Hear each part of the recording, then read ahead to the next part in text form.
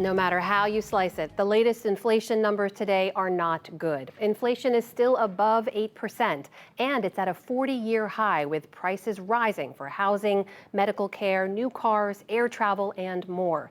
It will almost surely mean another significant interest rate hike in just a few weeks.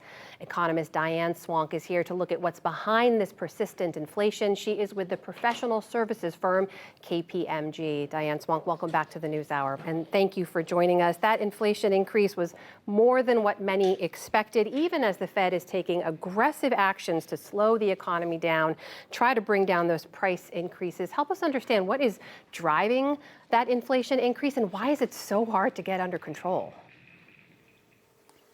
Well, sadly, it really reflects inflation in the service sector, and inflation in the service sector is much more tied to the labor market, which gets to this very difficult issue that the Federal Reserve is in now, that it's actually targeting the labor market to some extent with rate hikes. They're trying to bring demand down and cool it down to be in line with a very supply-constrained global economy, a supply-constrained economy in the United States as well, and a supply-constrained labor market. We literally don't have enough workers out there, and we want to have, workers and jobs in line with each other, more in balance with each other, so they actually can have wages that exceed inflation rather than wages that are constantly chasing inflation.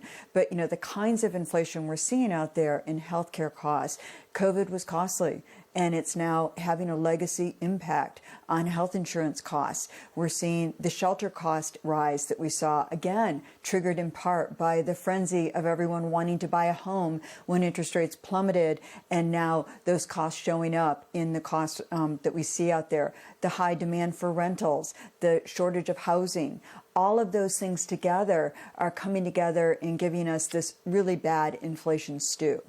Diane, it's a complicated economic picture right now when you take a step back. Jobs are plentiful.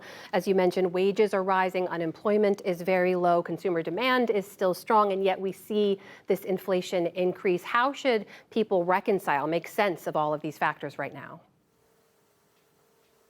Well, it's really hard. I mean, the reality is that, the average consumer has lost everything they've gained and then some to inflation on wages. So their wages went up, and that was terrific as the economy reopened. And then inflation accelerated so much that it left them scorched and burned in their wallets. And I think that's very important to understand. And it's why most Americans, even though we created over 3.8 million jobs year to date, which is more than second most that we would create in any year since 1984, really in a stunning amount of jobs. Even though we created all those paychecks, most people in their individual lives feel like they're losing ground. Hence, they feel like we're already in a recession. And the problem is, of course, we do have demand that's stalling out despite 3.8 million new paychecks being generated. It looks like consumer spending is growing less than 1% in the current quarter and likely will stall out in the fourth quarter. And as we move into 2023, you're going to have to see an even cooler chill to demand in order to bring inflation down. And that's really hard. From the Fed's perspective, you have to remember inflation is kind of like cancer. If you don't deal with it now with something that may be painful, you could have something that metastasizes and becomes much more chronic later on. And that's something they're trying to avoid. But that doesn't mean the treatment is very easy. We know so many Americans are already struggling. We'll see what comes ahead. That is economist Diane Swonk of KPMG joining us tonight. Thank you.